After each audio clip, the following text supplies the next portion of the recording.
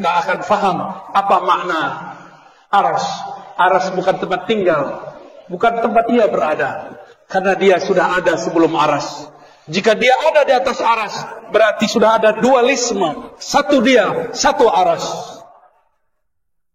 Berarti syirik, batal ahadiyahnya. Ahadiyah ini nama lainnya tauhid uluhiyah. Maka tauhid uluhiyahnya kita berbeda dengan uluhiyah yang sebelah. Paham? Mereka tauhid uluhiyahnya Allah bersama aras. Allah di atas, aras berada di atas. Kita tidak. Karena sesuai hadis Bukhari, Nabi lebih paham daripada ente. Nabi ngomong, "Kana Allah la syai'a ma'ah." Allah ada, aras belum ada.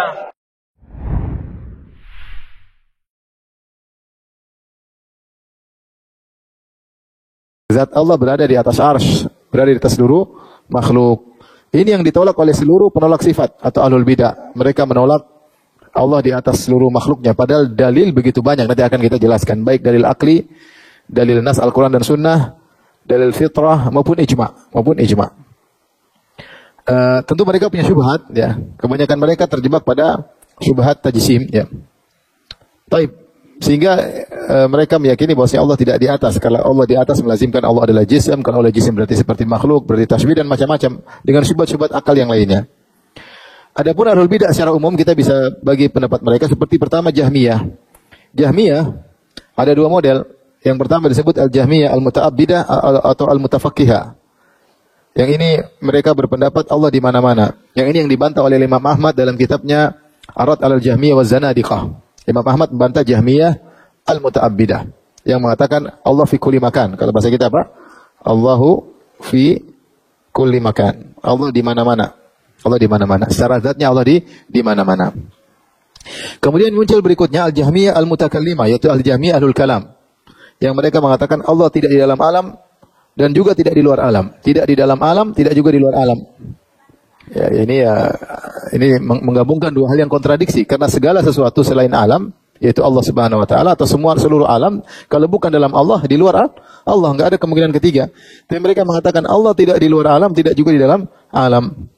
Ini Jahmiyah al-Mutakallimah yang kemudian diikuti oleh Asy'ariyah mutaakhirin. Ini semuanya menolak Allah di atas arsy. Al-Hululiyah maknanya yaitu Allah menempati. Hulul maknanya menempati. Al-Hululiyah maknanya menempati. Dari halla. Al-Hululiyah yaitu meyakini Allah menempati. Maka ada yang mengatakan Allah menempati alam. Ya, Allah menempati alam. Allah zat tapi menempati alam. Atau Allah menempati sebagian alam. Seperti menempati wali-wali. Seperti mereka mengatakan mafil jubbah illallah. Tidak ada di balik jubbah ini kecuali siapa? Allah ya. Perkataan sebagian sufi-sufi. Ya, mereka mengatakan bahwasanya dalam jubah ini adalah Allah. Itu Allah menempati sebagian makhluknya. Ya. Ini mazhab, namanya hululiyah. Mazhab berikutnya disebut ittihadiyah, mirip. Tapi ittihadiyah artinya Allah bersatu dengan makhluk. Sehingga satu kesatuan tidak bisa dipisahkan. Ibarat kalau menempati itu kita tuangkan air di gelas, namanya air menempati apa? Gelas. Dan ada yang mengatakan Allah bersatu dengan makhluk. Ya. Sebagaimana kalau kita campurkan susu dengan kopi kita aduk maka jadi susu kopi. Satu kesatuan tidak bisa dipisahkan. Ini mirip seperti madhab dalam Nasraniyah. Ada yang mengatakan Allah menempati Isa. Ada yang mengatakan Allah bersatu dengan Nabi Isa. Ada yang mengatakan Allah adalah Isa, Isa adalah Allah. Ada beberapa madhab di kalangan kaum Nasara. Tapi berikutnya adalah madhab Mu'tazilah. Al-Mu'tazilah mereka mengatakan Allah tidak mungkin dilihat ya. Dan Allah adalah zat tanpa sifat. Kata mereka Allah zat tanpa sifat. Zat tanpa sifat. Sudah pernah kita jelaskan kalau Allah bersifat berarti syirik kata mereka. Tak dengan syubhat ta'adudul qudama sudah pernah kita bahas. Jadi zat tanpa sifat. Sehingga zat Allah kosong dari sifat-sifat. Tidak ada sifat melihat, sifat mendengar, sifat ilmu enggak ada. Zat tersebut tidak boleh ada sifat. Karena kalau ada sifat berarti jism. Sehingga mereka mengatakan Allah zat tanpa sifat. Dan Allah tidak mungkin dilihat. Mustahil dilihat. Sehingga para ulama mengatakan wujudnya Allah menurut versi Mu'tazilah adalah wujudun zihni. Itu hanya wujud yang dalam benak saja, wujud dalam benak. Wujud dalam benak yang realnya tidak ada, yang realnya tidak ada. Tapi ini Mu'tazilah. Sehingga mereka Allah tidak mungkin dilihat di dunia maupun di akhirat. Allah tidak bukan zat yang ada sifatnya. Sehingga cuma di benak aja sebenarnya. Hakikatnya Allah cuma dalam benak. Taib Asy'ariyah. Saya tambahkan sini Asy'ariyah.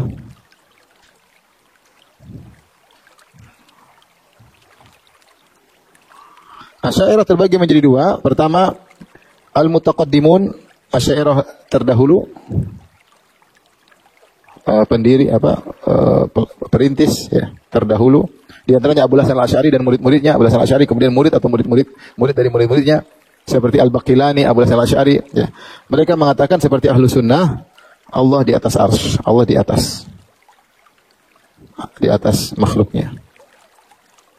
Dan ini Abu Hasan Al-Asy'ari sebutkan dalam kitabnya di antaranya Maqalatul Islamiyyin, kemudian di antaranya Risalah ila Ali Thaghar. Dia menyatakan seluruh manusia ijma' bahwasanya Allah di atas arsy. Buktinya mereka berdoa dengan mengadakan tangan ke langit. Sehingga semua sepakat Allah di atas arsy. Ini Abu Hasan Al-Asy'ari. Adapun yang mutaakhirin atau mu'taakhirin itu Asy'ariyah belakangan. Mulai dari Al-Juwaini, ya, Al-Juwaini kemudian sampai Ar-Razi dan seterusnya ya. Al-Amidi ya, sampai yang belakangan ya, seperti As-Sanusi. Mereka mengatakan ini sama dengan Jahmiyah, sama dengan Jahmiyah Mutakallimah. Yaitu Allah tidak di dalam alam, tidak di luar alam. Allah tidak di dalam alam dan juga tidak di luar alam. Nah, ini yang sekarang beredar di Asy'ariyah zaman sekarang ini, yaitu pendapat mereka seperti Jahmiyah Mutakallimah yang mengatakan Allah tidak di dalam alam dan Allah juga tidak di luar alam ya. Paham? Paham atau tidak? Siap ujian nanti? Baik. Kita lanjut. Sudah? Baik, kita lanjut. Sekarang, jadi kalau tidak menetapkan Allah di atas arsy, itu menimbulkan penyimpangan dalam akidah. Makanya penting menetapkan Allah di atas arsy karena membenahi akidah seseorang. Kalau tidak menetapkan Allah di atas arsy, nanti bisa jatuh ke macam-macam. Kalau nggak begini, kalau begitu macam-macam, akan jatuh dalam berbagai macam pemikiran. Di antaranya salah satunya ini. Ya. Tapi kalau mengatakan Allah di atas arsy, selesai. Allah di atas arsy, seluruh makhluk di bawah Allah dan Allah menguasai semua yang di bawah arsy. Ya. Baik, kita lanjutkan sekarang dalil-dalil ketinggian zat Allah Subhanahu wa taala. Dalil ketinggian Allah Subhanahu wa taala, dalil akal, dalil fitrah, dalil nas, dalil ijma'. Saya mulai dulu dari dalil nas. Al-Qur'an dan Sunnah. Karena ini hukum asal adalah kita menetapkan sifat-sifat Allah dengan Al-Qur'an dan apa? Sunnah. Dalilnya banyak. Ada 23 sisi pendalilan. 23 sisi pendalilan. Yang pertama, Ibnu Abil Is menyebutkan sekitar 18, kemudian ditambah lagi oleh Ibnu Qayyim dan Hafidz Al-Hakami, sehingga ada 24 atau 23 pendalilan. Yang pertama, ada fauqiyah. Fauq artinya ketinggian. Seperti Allah berfirman tentang para malaikat. Kata Allah Subhanahu wa taala, yakhafuna rabbahum min fawqihim. Artinya para malaikat takut kepada Rabb mereka min fawqihim, dari arah atas mereka. Kalau sudah ada min, itu menunjukkan arah. Ya. Yakhafuna rabbahum min fawqihim. Malaikat takut kepada Rabb mereka dari arah atas mereka ya. Ya. Dan dalam Al-Qur'an banyak Allah mengatakan min fawq maksudnya dari sisi arah ya.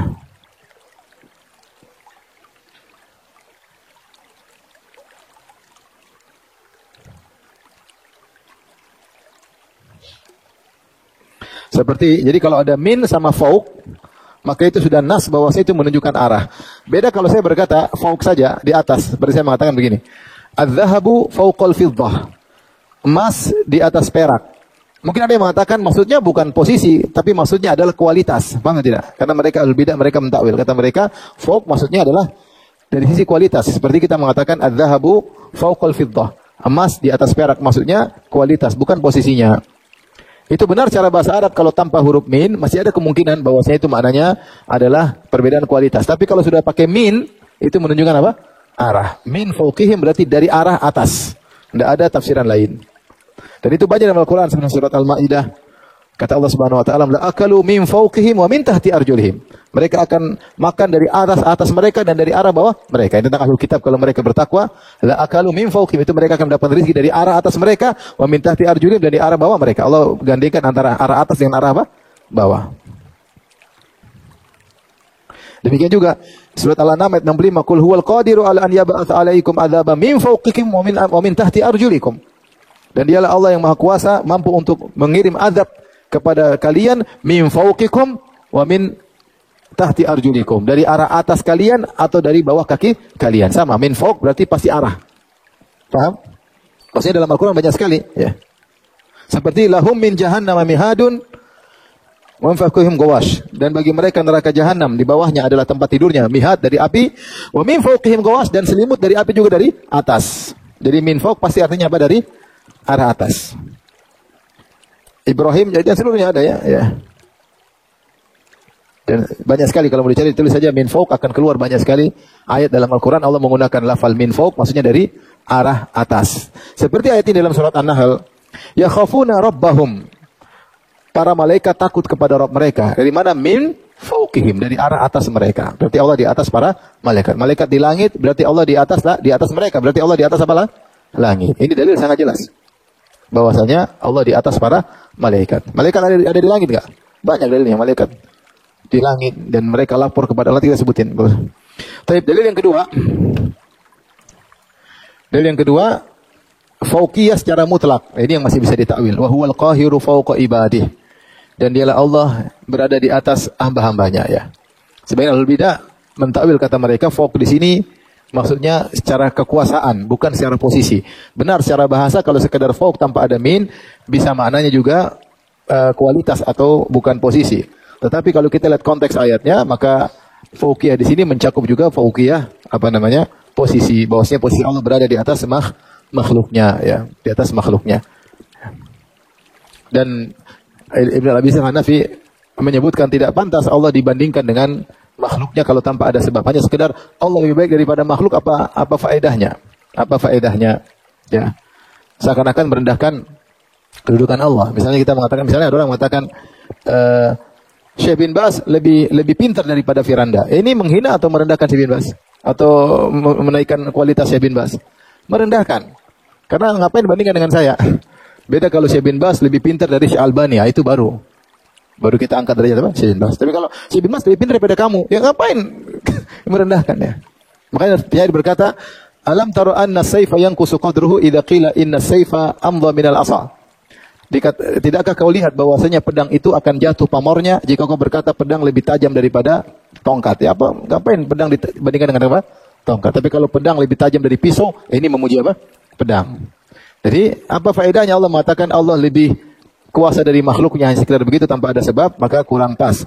Intinya benar secara bahasa kalau sekedar fawq itu bisa menunjukkan ketinggian kualitas, tetapi juga umum, kalau kita ambil umumnya termasuk juga posisi Allah, apalagi ada ayat yang sebelumnya yang sudah kita sebutkan, ada min dan fawq. Paham sampai sini? Taib, yang kemudian dalil berikutnya ada lafal al-uruj. Al-uruj artinya naik, seperti mi'raj. Mi'raj itu Rasulullah naik ke langit, ya. Seperti firman Allah, ta'rujul malaikatu warruhu ilaih.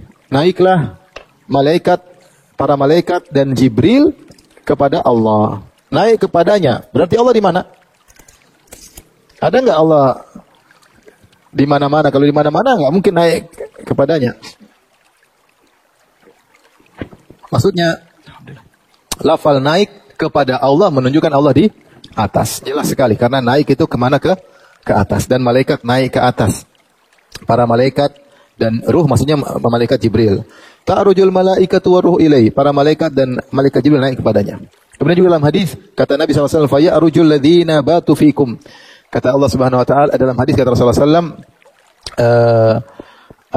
yata'aqabuna fikum malaikatun bil-lail malaikatun bin-nahar. Ada malaikat sip siang, ada malaikat sip malam. Mereka mengawasi kalian. Maka malaikat yang tadi malam menginap bersama kalian naik ke atas lapor kepada Allah. Maka Allah bertanya, "Kaifa taraktum ibadi?" Bagaimana kalian meninggalkan hamba-hambaku? Dan Allah sudah tahu. Kata para malaikat, "Taraktuhum wa hum yusallun. Wa atainahum wa hum yusallun." Kami datangi mereka, mereka dalam kondisi salat, dan kami tinggalkan mereka, mereka dalam kondisi juga salat ya. Jadi malaikat naik lapor kepada siapa? Kepada Allah. Allahnya di mana? Di atas, makanya naiknya ke atas, laporan ke atas. Sangat jelas. Kemudian juga ada lafal su'ud. Su'ud artinya manjat. Su'ud itu naik sama saat manjat atau naik ya. Maknanya. Kata Allah, "Ilaihi yas'adul kalimut thayyibu." Ya, bahwasanya lebih naik juga ya, maknanya samanya naik. Bahwasanya kalimat-kalimat yang baik berupa zikir, berupa Al-Quran, amalan tersebut naik kepada Allah. Ada kata ilaihi, naik kepadanya. Dan naik kemana? Ke atas. Ya sudah, berarti Allah di atas, karena dikatakan naik kepadanya. Ini dalil yang keempat. Yang kelima, sebagian makhluk diangkat kepadanya. Sebagian makhluk diangkat kepadanya seperti Allah mengangkat Nabi Isa. Kata Allah, "Wa ma qataluhu wa ma salabuhu, walakin syubbiha lahum. Wa ma qataluhu yakina, bal rafa'ahu Allah ilaih." Ya. Kata Allah, mereka tidak bunuh Nabi Isa, mereka tidak pernah menyalib Nabi Isa. Ya. Tapi ada orang yang diserupakan dengan Nabi Isa. Kata Allah, "Bal rafa'ahu Allah ilaih." Akan tapi Allah angkat Nabi Isa kepada Allah. Diangkat ke Allah. Berarti Allah di mana? Di atas. Demikian juga dalam ayat yang lain, "Ya Isa, inni mutawaffika wa rafi'uka ilayya." Wahai Isa, aku akan mewafatkan kau dan aku akan angkat engkau kepadaku. Wa rafi'uka ilayya. Kata Allah, aku akan angkat engkau kepadaku. Berarti Allah di mana? Di atas. Kemudian juga lafal ulu al-mutlaq secara mutlak. Wa huwal aliyul kabir. Wa huwal aliyul azim. Dialah Allah yang maha agung, maha tinggi, maha agung. Wa huwal aliyul kabir. Dialah Allah maha tinggi, maha besar ya. Ada salah seorang dai di YouTube yang menolak Allah di atas. Bahkan siapa yang nunjuk Allah di atas kafir katanya. Tapi waktu dia mensyarah surat ayat kursi, wa huwal aliyul azim. Kata maha tinggi dan maha agung. Ditunjuk mana? Di atas. Jadi di sini Allah maha tinggi dan maha agung, maha tinggi dan maha besar. Aliyun hakim, Allah maha tinggi. Kemudian di antara dalil bahwasanya Allah di atas, turun kitab darinya. Al-Quran turun darinya. Allah berfirman, "Tanzilul kitabi minallahil azizil hakim." Turun. Al-Quran turun dari Allah. Turun dari Allah. Selesai. Allah berarti di atas. Karena Al-Quran turun dari Allah. Allah juga berfirman, "Tanzilul kitabi minallahil azizil alim." Al-Quran turun dari Allah yang maha perkasa lagi maha berilmu. "Inna anzalnahu fi lailatil qadar." Dalam ayat yang fi lailatin mubarakah. Inna anzalnahu, kami turunkan Al-Quran. Berarti dari atas ke bawah. Allah turunkan lewat malaikat Jibril. Malaikat Jibril turunkan kepada siapa? Nabi Muhammad SAW. Kemudian juga Allah sebutkan sebagian makhluknya khusus di sisinya. Seperti firman Allah, "Innal ladzina 'inda rabbika la yastakbiruna an ibadatihi wa la yastahsirun." Sungguhnya malaikat yang berada di sisi Rabbmu. Di sisi Rabbmu berarti dia di atas ya, karena lebih dekat kepada Allah Subhanahu wa taala. Maksudnya para malaikat. Ya. Kalau Allah di mana-mana tidak dikatakan ada di sisi Rabb, enggak ada, semuanya sama. Demikian ayat berikutnya, perhatikan. "Walahu man fis samawati wal ardi wa man 'indahu." Dan milik Allah lah semua yang di langit dan yang di bumi dan yang berada di sisinya. Berarti Allah bedakan. Yang di langit ada makhluknya, yang di bumi ada makhluknya, yang di sisinya juga ada makhluknya. Berarti beda. Allah tidak di mana-mana, di sisinya berarti di atas. Mereka lebih tinggi lagi di sisi Allah daripada makhluk-makhluk yang lainnya. Kemudian juga ketika Rasulullah menyebutkan Allah mencatat semuanya dalam kitab, yaitu dalam Lauhil Mahfuz, "Annahu 'indahu fawqal arsy." Bahwasanya kitab Lauhil Mahfuz di sisi Allah di atas arsy. Lauhil Mahfuz letaknya di mana? Di atas arsy. Di sisi Allah. Karena Allah di atas apa? Arsy. Jelas. Jadi ketika di sini ada sebagian makhluk di sisi Allah menunjukkan Allah maha tinggi. Kalau Allah di mana-mana, maka tidak bisa dikatakan sebagian makhluk di sisi Allah, karena semua makhluk akan derajatnya sama, karena Allah di mana-mana. Kalau Allah tidak di dalam alam, tidak di luar alam, maka tidak bisa dikatakan sebagian makhluk di sisi Allah, karena Allah tidak bisa di sisi, tidak ada satupun yang bisa di sisinya, karena dia tidak di luar alam, tidak juga dalam alam. Faham? Ketika dikatakan ada sebagian makhluk di sisi Allah, berarti Allah berposisi, dan berarti dia di atas. Paham atau tidak? Kecepatan nggak ini? Hah? Paham nggak? Paham, insya Allah. Masih ada 23 dalil ya, masih ini baru 9. Yang ke-9, Allah di atas langit. Dalilnya aamintum man fis sama ayyakhsifa bikumul ard. Apa kalian merasa aman dari Allah yang di atas langit? Yaitu kalian di bumi, kalian merasa aman karena Allah di atas, kalian merasa aman. Jadi Allah mengatakan kalian di bumi, kalian merasa aman dari zat yang di atas langit. Ya. Dan dalam Al-Quran, misalnya dalam hadis kata Rasulullah SAW, kalian tidak percaya kepada aku, wa ana aminum man fis sama, sementara aku kepercayaan zat yang di atas apalah? Langit. Jelas, fis sama di atas. Fi kalau maknanya adalah tinggi, karena fi sama bisa artinya tinggi. Sama itu bisa dua makna. Bisa maknanya sekedar tinggi, bukan berarti sama al-mabniyah, bukan berarti langit yang kita lihat. Sama secara bahasa Arab bisa artinya apa? Tinggi. Seperti Allah berfirman, alam tara kaifa daraballahu mathalan kalimatan thayyibatan kasyajaratin thayyibatin asluha thabitun wa far'uha fis sama. Tidak kalian lihat pohon yang akarnya menancap dan dahannya menjulang ke sama, ke langit, maksudnya ke atas. Jadi asama dalam bahasa Arab bisa artinya apa? Bisa artinya tinggi ya. Di antaranya. Kalau dikatakan amintum man fis sama, apa kalian merasa aman dari Allah yang berada di ketinggian? Maka fi di sini artinya di. Tapi kalau sama yang dimaksud adalah sama yang kita lihat, yang langit dunia, langit ke-1, ke-2 sampai ke-7, maka fi maksudnya adalah ala, di atas. Jika maknanya langit, maka fi maknanya adalah ala, itu di atas. Seperti firman Allah, fasiru fil ardi, ya, berjalanlah di bumi, maksudnya di atas bumi, paham? Bukan kaki masuk di tanah, enggak. Fi maksudnya di atas, ya. Fi juzu'in nakhli, ya, dan kami akan salib di atas batang korma, ya. Jadi fi maknanya bisa maknanya di atas. Kalau as-sama maknanya adalah ketinggian, berarti Allah di ketinggian. Fi maknanya di. Tapi kalau maknanya langit, Allah di langit, maksudnya di atas lah langit, bukan berada di dalam langit, tapi di atas apa? Langit. Paham? Berdasarkan dalil yang lain, Allah karena langit, baru kemudian air, kemudian arsy, baru Allah di atas arsy. Ini menunjukkan Allah di atas. Kemudian dalil juga Allah di atas arsy. Dan ini banyak ayat, 7 ayat. Ya, tsumma stawa 'alal arsy. Ar-Rahmanu 'alal arsy istawa. Sebagaimana kita jelaskan pada pertemuan sebelumnya. Dalil banyak menunjukkan Allah di atas arsy, dan arsy adalah makhluk yang tertinggi. Dia adalah atap dari surga Al-Firdaus, ya. Sehingga di atas arsy adalah Allah Subhanahu wa taala, dan dia puncak dari makhluk, dan Allah di luar makhluk. Baik. Kemudian yang ke-11, hamba-hamba mengangkat tangannya ketika berdoa. Ini di antara dalil bahwasanya Allah di atas.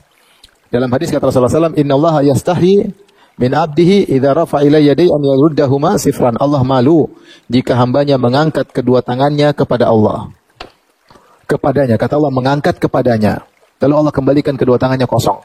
Mengangkat kepadanya berarti ke arah mana? Ke arah atas. Orang berdoa semuanya begini. Enggak ada yang begini, ya. Apalagi begini, kan?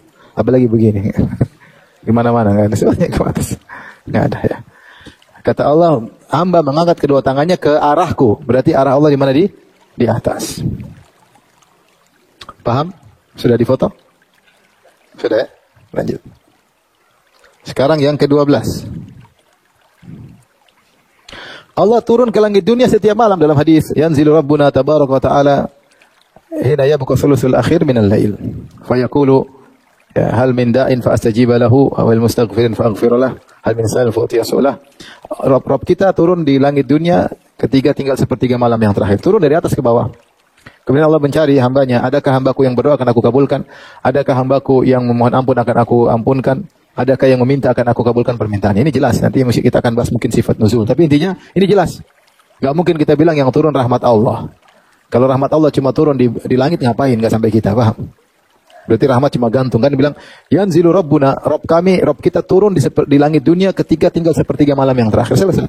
Kalau ditakwil itu adalah rahmat, berarti rahmatnya cuma gantung di langit, ngapain? Paham? Kalau ditakwil itu malaikat, masa malaikat berani berkata, siapa mohon ampun kepada aku akan aku ampuni. Mana malaikat berkata demikian?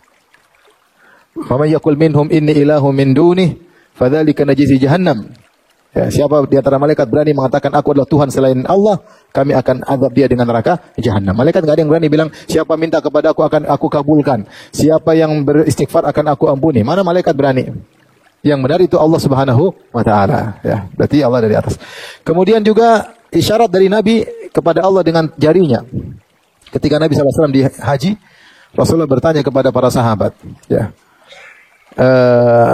Antum mas'uluna anni, famadza antum qailun? Wahai para sahabatku, kalian akan ditanya oleh Allah tentang aku. Apa yang akan kalian jawab kalau kalian ditanya bagaimana tentang dakwah Muhammad? Maka para sahabat berkata, nasyhadu annaka qad ballagta risalah wa nasahta ummah. Kami bersaksi bahwa engkau telah menyampaikan risalah Allah dan engkau telah melakukan yang terbaik bagi umat ini dan engkau telah berjihad dengan jihad yang benar dan seterusnya. Maka Rasulullah angkat jarinya, Rasulullah mengatakan, Allahumma syhad. Allahumma syhad. Rasulullah, ya Allah, saksikanlah mereka. Ya Allah, saksikanlah mereka. Kalau Allah tidak di atas, ngapain Nabi tunjuk ke atas? Ini bohong aja. Ngebohongin 100.000 sahabat. Paham? Jelas. Kira-kira kalau ada orang Arab Badui masuk Islam, karena ada orang Badui bukan Islam ikut hajian. Kalau Nabi bilang gini, ternyata Allah tidak di atas, berarti Nabi ngapusi, paham? Ngerti ngapusi nggak? Ya, bohong. Orang Arab ya Allah, saksikanlah. Ini nunjuk ke atas gimana? Terus katanya Allah tidak di atas. Terus Nabi ngapain begini? Nabi ngapain begini? Nabi ngapain begini? Baik. Kemudian di antara dalil bahwasanya Nabi bertanya kepada seorang wanita, Aina Allah? Berarti tanya posisi. Dalam bahasa Arab, Aina maksudnya apa? Di mana? Jelas. Aina Allah. Dan jawabannya jelas. Fis sama. Di atas langit. Selesai. Man ana, siapa engkau? Siapa aku? Anta Rasulullah. Engkau adalah Rasulullah. Kata Rasulullah, Atika fa innaha mu'minah. Bebaskan dia. Merdekakan dia wanita mu'minah. Kemudian berikutnya kelanjutan dari ke-14. Nabi mempersaksikan orang yang menyatakan Allah di langit dengan iman. Ini tadi hadis tadi. Ketika ada seorang sahabat ingin memerdekakan budaknya, Rasulullah panggil. Rasulullah tes dulu. Kata Rasulullah SAW, Aina Allah? Di mana Allah? Hadis sahih riwayat Muslim. Fis sama, Allah di langit. Man anak, siapa engkau? Siapa aku? Kata dia, engkau Rasulullah. Kata Rasulullah, A'tikha fa innaha mu'minah. Mereka kan dia sungguhnya seorang wanita mu'minah. Jelas ya. Bahwasanya Allah di atas langit. Bab yang ke-16, Allah mengabarkan Fir'aun mengingkari pernyataan Musa bahwa Allah di langit. Jadi Nabi Musa mengabarkan Allah di langit. Maka Fir'aun ingin mendustakan Nabi Musa. Maka dia suruh Haman bikin bangunan yang tinggi. Wa qala Fir'aunu ya Haman ibni li sarhan la'alli ablughul asbab as-samawati fa attali' ila ilahi Musa wa inni la adhunnuhu kadhiba. Kata Fir'aun, wahai Haman, buatlah bangunan yang tinggi supaya saya bisa sampai di langit, ya, pintu-pintu langit, agar aku bisa buktikan bahwasanya Musa pendusta. Aku ingin melihat Tuhannya Musa. Menurutku dia pendusta. Jadi apa tujuan Firaun bikin bangunan tinggi? Untuk membuktikan Tuhan tidak di langit. Sehingga dia mengatakan menurutku Musa berdusta. Berdusta apa? Berdusta mengabarkan Tuhannya di mana? Di langit. Maka dia ingin buktikan Musa pendusta, dia ingin naik ke langit. Tuhanmu di langit. Saya cek dulu ada atau tidak. Ya. Maka kata Ibnu Qayyim, siapa yang menetapkan Allah di langit, maka dia Musawi, dia pengikut Musa alaihissalam. Dan siapa yang menolak Allah di langit, ingin membuktikan Allah tidak di langit, maka dia Fir'auni, pengikut siapa? Fir'aun. Ini jelas sekali. Ya, bahwasanya Fir'aun menolak Allah di langit, maka dia bilang, bangun tinggi, saya ingin cek. Menurut saya Musa pendusta. Mana ada Tuhannya di langit? Kenapa dia ingin mengecek? Karena ada pernyataan Musa alaihissalam bahwasanya Allah di langit, sehingga dia ingin buktikan bahwasanya Allah tidak di langit. Paham tidak? Paham? Nah. Kemudian ini yang ke-16. Yang ke-17, ketika Nabi Mi'raj bolak-balik naik antara Allah dan Musa, Nabi menerima perintah salat 50 waktu. Kemudian Nabi turun ketemu Nabi Musa di langit keberapa? Ke-5 kalau tidak salah. Ke-6 ya. Ke-6 itu Ibrahim ya. Ke-6. Kemudian Nabi Musa bertanya berapa? 50 berat, minta fatlub minhu takhfif, irji ila rabbik fatlub minhu takhfif, baliklah kepada Tuhanmu dan minta keringanan. Fa inna ummataka la tutiqu dzalik, umatmu tidak bakalan mampu. Saya sudah coba umatku Bani Israel, mereka tidak mampu. Akhirnya Rasulullah balik diturunkan 5 jadi 45. Turun lagi dari Musa berapa? 45, balik lagi 45. Setiap kali Rasulullah balik kurang 5. Berarti berapa kali boleh balik? Ya, kalau 10 habis 0. Nggak sholat kalau gitu. Tinggal iling ya enggak. Bola-balik sampai dari 50 jadi berapa? 40? Ya sampai tinggal 5. Dan disebut Rasulullah, aku bolak-balik antara Allah, Rabbku dan Musa. Bolak-balik, atas bawah. Paham? Baik. Sebelum saya lupa, saya tambahkan lagi yang 24. Rasulullah hampir melihat Allah. Ya, hampir lihat Allah. Ya, terkait Isra Mi'raj, ketika Rasulullah SAW sudah dekat dengan Allah, maka Abu Dzar bertanya kepada Nabi, "Ya Rasulullah, hal ra'aita rabbak?" Wahai Rasulullah, apakah kau lihat Rabbmu? Kata Nabi, "Nurun anna arahu." Ada cahaya, bagaimana aku bisa melihatnya? Sampai para sahabat khilaf, Nabi lihat Allah atau tidak. Kenapa mereka khilaf? Karena mereka tahu Nabi sudah dekat dengan siapa? Allah. Karena mereka tahu Nabi ketemu siapa? Allah. Ketika mereka tahu Nabi sudah ketemu Allah, sudah dekat dengan Allah, sehingga khilaf di kalangan mereka, Nabi lihat atau tidak. Seandainya Nabi tidak di langit, Allah tidak di langit, Nabi ketemu siapa begitu? Enggak ada khilaf di kalangan para sahabat. Ngerti pendalilannya? Saya ulangi. Nabi naik ke langit, Sidratul Muntaha, ketemu siapa? Ketemu Allah. Ini di para sahabat. Bosnya Allah, Nabi ketemu Allah. Makanya timbul khilaf di kalangan mereka. Apakah Nabi lihat Allah atau tidak?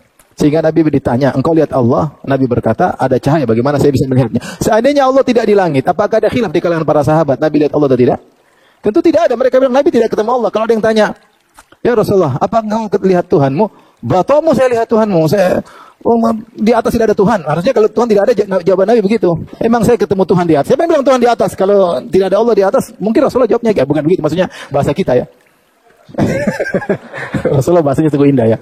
Astagfirullah. Maksudnya Tuhan tidak di situ. Ini akidah sesat.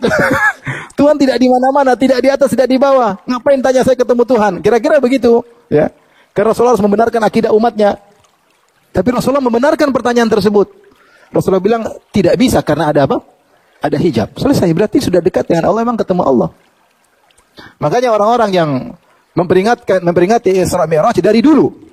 Saya kalau ikuti acara Isra Mi'raj selalu ustadznya bilang Nabi ketemu Allah di langit ke-7, ke atas Sidratul Muntaha. Semua bilang begitu. Ini belakangan aja baru bilang, siapa bilang? Itu belakangan. Belakangan ada syubhat, ya enggak? Dulu kantum ikuti Isra Mi'raj, sama ustadznya bilang apa? Nabi ketemu siapa di langit? Ketemu Allah. Enggak ada khilaf di kalangan kita semuanya.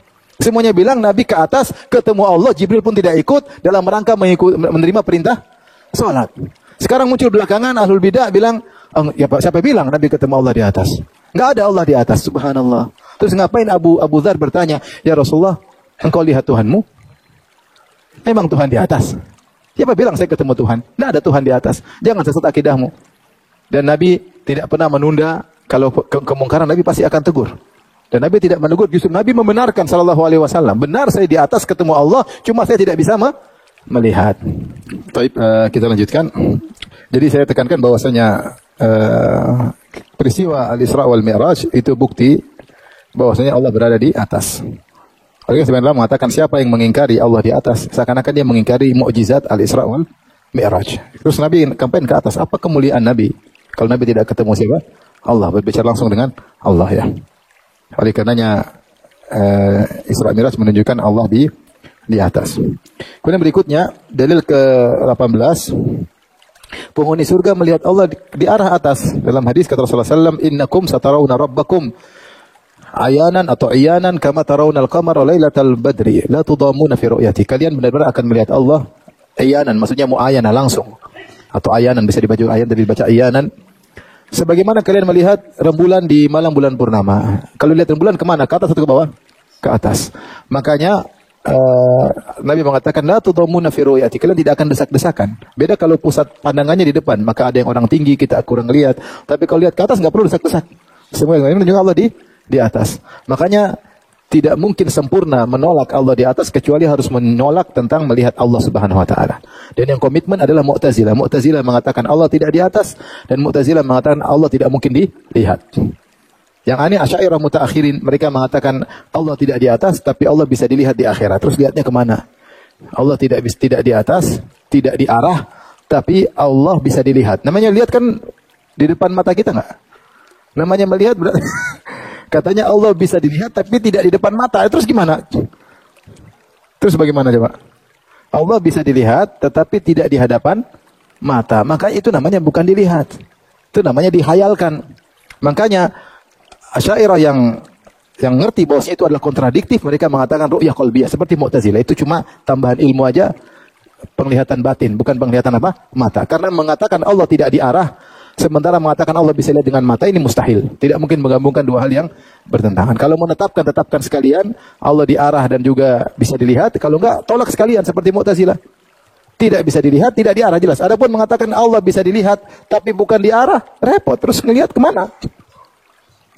Enggak bisa ya, enggak bisa. Taib. Ini di antara dalil bahwasanya Allah di atas, penghuni surga melihat Allah ke atas. Kemudian yang berikutnya, Allah disifati dengan az-zahir, seperti sabda Nabi, antal awwal wa laysa qablaka syai' wa antal akhir wa laysa ba'daka syai', antal zahir laysa fawqaka syai' wa antal batin laysa dunaka syai'. Engkau adalah yang maha awal, tidak ada yang sebelummu sesuatu pun, yang engkau adalah akhir, tidak ada terakhir pun setelahmu. Engkau adalah zahir, yang di atas, tidak ada yang di atasmu segala sesuatu pun. Engkau adalah batin, yaitu tidak ada yang tersembunyi dari ilmumu. Ya. Sini fauq, laisa fauqaka syai', anta zahir. Tidak ada yang di atasmu. Jadi Allah yang maha atas. Kemudian juga Allah datang untuk mulai persidangan pada hari kiamat. Wa ja'a rabbuka wal malaku saffan-saffan. Allah datang mulai menjalankan persidangan di padang mahsyar. Berarti Allah datang dari arah atas menuju kepada makhluk untuk menyidang mereka. Kapan? Di padang mahsyar. Bagaimana kita nggak tahu, pokoknya kita beriman. Bagaimananya yang kita tahu hanya Allah Subhanahu wa taala. Karena kalau kita mau membayangkan bagaimana datangnya Allah, kita pasti menggunakan data makhluk seperti yang sudah dijelaskan. Enggak usah dibayangin. Pokoknya kita ngerti Allah datang kemudian menjalani persidangan, menyidang mereka. Kemudian ke-21. Dalam hadis, malaikat Israfil melihat ke atas ke arah arsy, siap tunggu perintah. Kata Nabi SAW, inna tarfa sahibis sur, sungguhnya ujung mata pandangan sahibus sur, yaitu yang siap, malaikat Israfil yang siap meniup sangkakala, mudh wukila bihi musta'iddun yanzuru nahwal arsy, sejak ditugaskan kau nanti yang bagian tugas meniup sangkakala, sejak saat itu dia selalu memandang ke atas, ke arah arsy. Ke arah arsy, memandang ke arah arsy. Makhafata an yu'mar qabla an yartadda ilaihi tarfuh. Dia khawatir diperintahkan sebelum dia berkedip, maka dia selalu lihat ke atas. Kenapa lihat ke atas? Karena Allah di mana? Di atas. Ka'anna ainaihi kaukabani durriyan. Seakan kedua matanya seperti bintang yang sangat bercahaya. Ini malaikat apa? Israfil. Jadi sejak itu dia sudah siap melihat ke atas. Kalau Allah nggak di atas, ngapain lihat ke atas? Taib. Dalil yang ke-22. Ketika Musa hendak melihat Allah, maka Allah suruh melihat ke arah atas. Musa bertemu dengan Allah, Musa berkata, Rabbi arini anzur ilaik. Dalam surat Al-A'raf, ya Rabbku, tunjukkanlah dirimu. Rasul Nabi Musa ingin melihat zat Allah. Kenapa Nabi Musa sudah rindu? Karena Nabi Musa sudah mendengar bicara langsung dengan Allah. Dan Rasulullah merasakan kebahagiaan ketika dia sudah mendengar suara Allah langsung. Dia ingin lihat zat Allah, ingin lihat zat Allah. Maka kata Allah, lantaroni, kau tidak mampu melihatku. Di dunia nggak mampu. Tidak bisa. Walakin inzur ilal jabal. Lihatlah, kalau kau mau coba, lihat ke arah gunung. Ya. Fa in istaqarra makanahu fasawfa tarani. Kalau kau gunung masih tetap kokoh, kau akan melihatku. Suruh lihat kemana? Ke arah atas. Falamma tajalla rabbu, ketika tajilli maksudnya yazhar, ketika Allah menampakkan dirinya di gunung, ja'alahu dakka, gunung pun hancur, wa kharra Musa sa'iqa. Maka Musa pun pingsan. Maksudnya Allah ingin menunjukkan dirinya dari arah mana? Arah atas, tapi Musa tidak mampu. Ini dalil bahwasanya Allah di atas. Kalau di mana-mana, coba lihat ke bawah. Lihat ke sumur, saya di mana-mana kan bisa. Itu lihat. Paham? Baik. Dalil yang ke-23, turunnya malaikat dari sisi Allah. Ya. Allah mengatakan, yunazzilul malaikata birruhi min amri ala may yasha'u min ibadi. Allah menurunkan malaikat dengan Al-Qur'an dari perintahnya, atas perintahnya kepada siapa yang Allah kehendaki. Jadi Allah turunkan malaikat. Berarti posisi Allah di mana? Di atas. Allah turunkan malaikat. Itu Allah menurunkan malaikat, Allah di atas. Baik. Ini 24 sisi pendalilan. Ya. Masing-masing ada dalilnya banyak. Ini 24 sisi pendalilan. Kalau ternyata kita katakan semua harus ditakwil, semua ini harus ditakwil bahwasanya Allah tidak di atas, ini kan susah. Maka wajib bagi seorang Jahmiyah atau seorang Asy'ari atau seorang Mu'tazili untuk mentakwil semua ini. Oh, ini maksudnya begini, ini maksudnya begini. Ini masih sampai 24 sisi mereka takwil. Susah atau tidak? Susah kalau mau ditakwil semua. Karena dalilnya bukan satu, dalilnya banyak. Ini mau ditakwil semua repot. Lantas kalau gitu, mana nas yang tegas tentang keberadaan Allah? Jadi nas itu kan dalalahnya ada namanya nas. Ada namanya zahir, ada namanya muawwal. Kalau nas itu tegas bahwasanya tidak bisa ditakwil lagi. Begini, seperti bilangan ya. 12 bulan ya 12 misalnya. Kalau zahir tuh ada dua kemungkinan tetapi yang kuat yang salah satunya namanya zahir. Kalau muawwal ada kemungkinan tapi yang marju diambil. Baik. Kita tanya, kalau kamu bilang ini semua ditakwil, mana nasnya? Yang tegas mengatakan Allah tidak di luar alam, di dalam alam. Mana nasnya? Sebutkan pernyataan Allah, pernyataan Nabi, pernyataan sahabat. Allah tidak di luar alam, tidak dalam alam. Atau pernyataan Allah di mana-mana. Mana nasnya? Sehingga kita berpegang kepada nas itu, kemudian kita takwil semuanya. Kan begitu cara mentakwil. Ini kita pegang, yang lain kita takwil karena bertentangan dengan ini. Mana dalilnya? Nggak ada sih pakai logika. Oh, kalau Allah di atas berarti Allah berarah. Kalau berarah berarti Allah berfisik. Kalau berfisik berarti Allah jisim. Kalau jisim berarti tasbih dengan makhluk. Ini semua logika. Ini mau dikemanakan 24 sisi pendalilan ini? Mau dikemanakan? Sehingga kalau kita katakan 24 sisi pendalilan ini semuanya harus ditakwil, jadilah Al-Quran isinya semua ayat takwil. Takwil semua berarti. Al-Quran katanya kitabun mubin, kitab yang jelas, kitab yang menjelaskan. Hudan, kitab petunjuk. Huda lil muttaqin, mana huda? Penyesat bukan petunjuk. Kalau ternyata semua ini ternyata tidak benar, Rasulullah begini ternyata bohong, Rasulullah begini ternyata bohong. Allah bilang Allah turun malaikat ternyata bohong. Semuanya bohong kan berarti. Kali ini kita lihat semuanya bohong, cuma bahasa kiasan. Kalau gitu yang nas mana? Yang nas mana? Kalau nasnya nggak ada terus apa namanya? Ini Al-Qur'an jadilah dalilnya semua isinya takwil. Taib. Kalau dikatakan ini semua ayat mutasyabihat, maka jadi Al-Qur'an kebanyakan ini mutasyabihat. Ya. Kita tanya, mana muhkamnya kalau gitu? Mana muhkamnya? Kita tidak mengatakan ini ayat mutasyabihat kecuali ada muhkamnya mana baru kita hukumi seluruh banyak ini adalah mutasyabihat. Bahkan kata Ibnu Rushd bahwasanya syariat dibangun di atas, Allah itu di atas, syariat dibangun di atas apa? Keyakinan Allah di atas. Makanya Quran turun dari atas, malaikat turun dari atas, rahmat turun dari atas, malaikat lapor dibawa ke atas. Ini kalau semua dirubah, Allah tidak di atas, agak susah mengaturnya. Karena kalau kita bicara syariat semuanya menetapkan Allah di atas. Paham? Sampai sini dulu syubhatnya nanti. Assalamualaikum warahmatullahi wabarakatuh. Sampai jumpa kembali di World Islam Channel.